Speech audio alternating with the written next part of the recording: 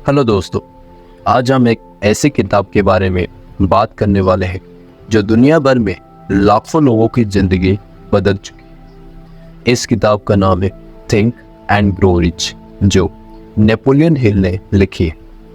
ये किताब सिर्फ एक बुक नहीं बल्कि एक सक्सेस मैनुअल है जो आपको बताती है कि कैसे आप अपने दिमाग का सही तरीके से इस्तेमाल करके अमीर और सफल बन सकते हैं। नेपोलियन हिल ने 20 साल तक दुनिया के सक्सेसफुल लोगों जैसे Andrew Carnegie, Henry Ford and Thomas Edison का स्टडी किया और उनकी सफलता के पीछे छुपे प्रिंसिपल को इस किताब में शेयर किया है। किताब के 13 प्रिंसिपल्स आपको सिखाते हैं कैसे एक स्ट्रॉन्ग डिजायर, फेथ और प्लानिंग के साथ आप अपने गोल्स अचीव कर सकते हैं। अगर आप वेल्थ, सक्सेस या लाइफ में किसी भी फील्ड में ग्रेटनेस पाना चाहते हैं तो ये किताब आपके लिए एक ब्लूप्रिंट की तरह काम करेगी। इस वीडियो में हम थिंक एंड ग्रो रिच के प्रिंसिपल्स डिटेल में समझेंगे और जानेंगे कैसे आप इन्हें अपनी लाइफ में अप्लाई करके अपनी जिंदगी बदल सकते हैं।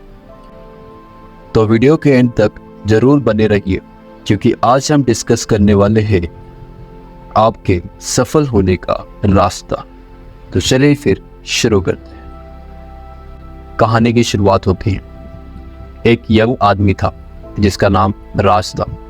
राज एक छोटे से गांव में रहता था और उसके सपने बहुत बड़े थे, लेकिन उसके पास ना पैसे थे और ना ही कोई रिसोर्सेस। एक दिन राज ने अपने एक दोस्त से एक किताब के बारे में सुना, थिंक एंड ग्रो रिच। उसके दोस्त ने कहा, यह कोई सिंपल किताब नहीं है, इसमें कुछ ऐसे प्रिंसिपल्स हैं जो दुनिया के सबसे सक्सेसफुल लोगों ने फॉलो किए हैं। राज को यह बात सुनकर बहुत क्यूरियोसिटी हुई। उसने सोचा, अगर ये किताब इतना पावरफुल है तो मैं इसको अपनी लाइफ में जरूर अप्लाई करूंगा।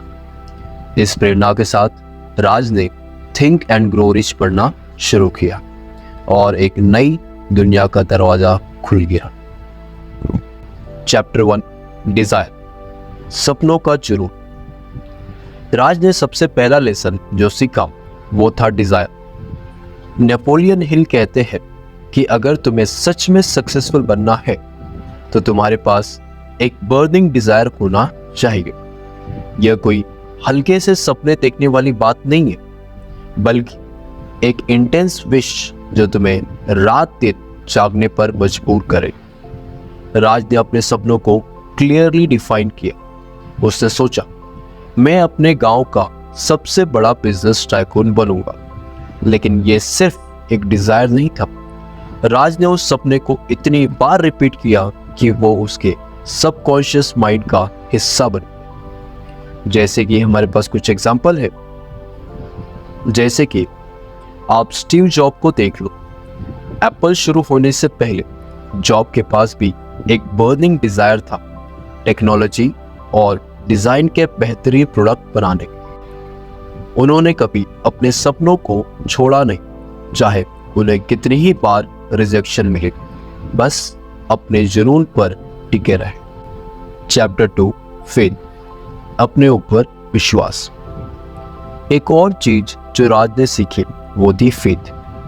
नेपोलियन हिल कहते हैं कि तुम्हें अपने गोल पर पूरी तरह से विश्वास होना चाहिए। फेथ एक पावरफुल चीज है जो इम्पॉसिबल को पॉसिबल बनाती है। अगर तुम्हें खुद पर विश्वास नहीं है तो तुम कभी अपने ड्रीम को रियलिटी में नहीं बदल सकते। राज के पास पैसे नहीं थे, लेकिन उसे अपने सपनों पर पूरा विश्वास था। उसने अपने सपनों को हर दिन विजुअलाइज करना शुरू किया जैसे कि वो ऑलरेडी सक्सेसफुल हो। राज ने अपने अंदर एक ऐसा बिलीफ डेवलप किया जो किसी भी फेलियर के बाद भी कभी नहीं टूटेगा। आप बॉक्सर अली को याद करो। वो हमेशा अपने आप से कहते थे, मैं सबसे महान। लोग शुरू में उनका मजाक उड़ाते थे, लेकिन अली को अपने ऊपर पूरा विश्वास था और उन्होंने अपने फेथ के जरिए दुनिया का बेस्ट बॉक्सर बनने का सपना सच कर दिखाया। चैप्टर 3 ऑटो सजेशन, अपने दिमाग को प्रोग्राम करो। राज ने अगला प्रिंसिपल जो सीखा वो था ऑटो सजेशन। इसका मतलब यह है कि अपने सबकॉन्शियस माइंड को बार बार पॉजिटिव सजेशन से फिल करो। राज ने हर सुबह और रात अपने आप से कहा, मैं सक्सेसफुल बिजनेसमैन हूँ, मैं अपने गोल को अचीव कर चुका हूँ। जैसे जैसे वो अपने माइंड को इस तरह ट्रेन करता गया, वैसे वैसे उसका सबकॉन्शियस माइंड उसको नए आइडियाज और अपॉर्चुनिटीज देने लगा। जैसे कि हेनरी फोर्ड ने भी ऑटो सजेशन का इस्तेमाल किया था। जब उन्हें पहली बार अपना ऑटोमोबाइल आइडिया लोगों के सामने रखा तो लोगों ने उनका मजाक उड़ाया, लेकिन फोर्ड अपने माइंड को कॉन्स्टेंटली ये बोलते रहे, मुझे पता है कि मैं ये कर सकता हूँ। और फाइनली उन्होंने दुनिया को फर्स्ट अफोर्डेबल कार देकर अपना नाम बना दिया। Chapter 4 specialise knowledge, deep knowledge का महत्व। राज ने अगले चैप्टर में समझा कि सिर्फ जनरल नॉलेज से कुछ नहीं होता। नेपोलियन हिल कहते हैं कि स्पेशलाइज नॉलेज चाहिए जो तुम्हें तुम्हारे स्पेसिफिक फील्ड में एक्सपर्ट बनाए। राज ने ये अपने बिजनेस के बारे में ज़्यादा से ज़्यादा सीखना शुरू किया। उसने एक्सपर्ट से गाइडेंस ली, कोर्सेस किए और उसने हर छोटी बड़ी चीज सीखी। जैसे कि बिल गेट्स की कहानी याद करो। गेट्स ने अपने कॉलेज डेज से ही प्रोग्रामिंग में अपना डीप इंटरेस्ट दिखाया और अपने स्किल सेट को स्पेशलाइज किया। उस स्पेशलाइज स्किल ने माइक्रोसॉफ्ट जैसी कंपनी खड़ी करने में उनकी मदद की। चैप्टर 5 इमेजिनेशन, नए आइडिया का सोर्स। राज के लिए एक और इम्पोर्टेंट प्रिंसिपल था इमेजिनेशन। नेपोलियन हिल कहते हैं कि इमेजिनेशन सक्सेस का फाउंडेशन है। जब तुम किसी भी चैलेंज का सामना करते हो तो तुम्हारा इमेजिनेशन तुम्हें नए सॉल्यूशन और आइडियाज देती है। राज ने एक बार देखा कि उसका बिजनेस ठीक से ग्रो नहीं हो रहा है। उसने अपने इमेजिनेशन को यूज करके नए मार्केटिंग स्ट्रेटेजी सोची और कुछ टाइम के बाद उसके कस्टमर्स डबल हो। जैसे कि वॉल्ट डिज्नी एक परफेक्ट एग्जांपल है। उनकी इमेजिनेशन ने हमें मिकी माउस, डिज्नीलैंड और काफी कुछ दिया। अगर वो अपनी क्रिएटिविटी का यूज ना करते तो शायद हम आज डिज्नी के मैजिक को फील नहीं कर पाते। चैप्टर 6 डिसीजन, जल्दी और कॉन्फिडेंट डिसीजन लो। राज ने यह भी सीखा कि सक्सेसफुल लोग जल्दी और कॉन्फिडेंट डिसीजन लेते हैं। नेपोलियन हिल कहते हैं कि जो लोग डिसीजन लेने में टाइम लगाते हैं या बार बार अपने डिसीजन चेंज करते हैं वो कभी सक्सेसफुल नहीं होते। राज ने अपने बिजनेस में फास्ट डिसीजन लेने का हैबिट डेवलप किया, चाहे वो छोटी सी चीज हो या बड़ा डिसीजन।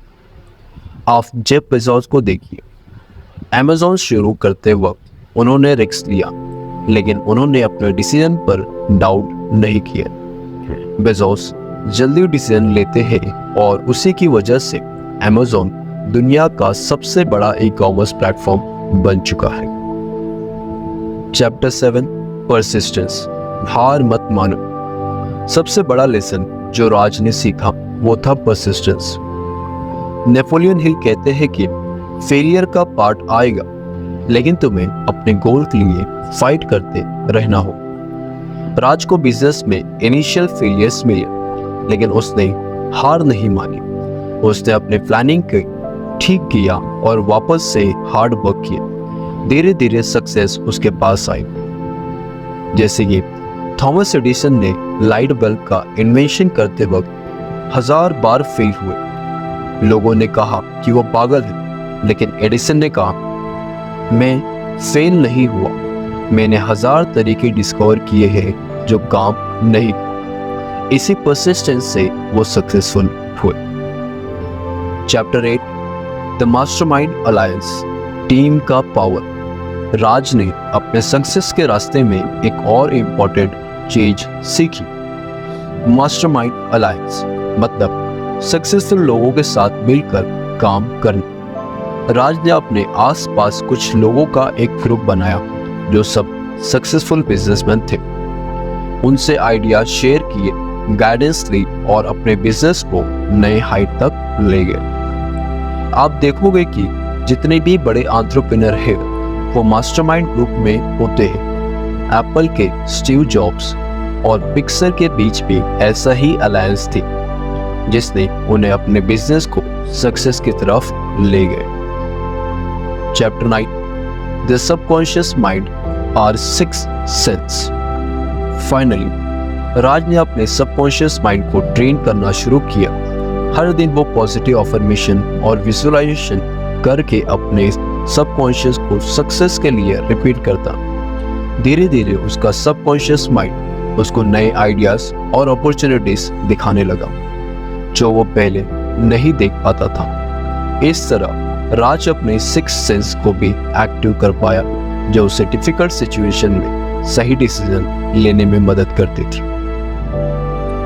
इस तरह थिंक एंड ग्रो रिच के प्रिंसिपल्स को फॉलो कर राज ने अपने छोटे से बिजनेस को एकदम बड़ा एम्पायर बना दिया। राज के जर्नी से एक चीज क्लियर हो गई, अगर तुम्हारे पास एक clear vision, burning desire, faith और परसिस्टेंस है तो तुम कुछ भी अचीव कर सकते हो। तो दोस्तों, ये थी राज की स्टोरी जो हम सबको ये सिखाती है कि अगर हम नेपोलियन हिल के प्रिंसिपल्स को अपनी जिंदगी में फॉलो करते हैं तो सक्सेस हमारे लिए भी गारंटी।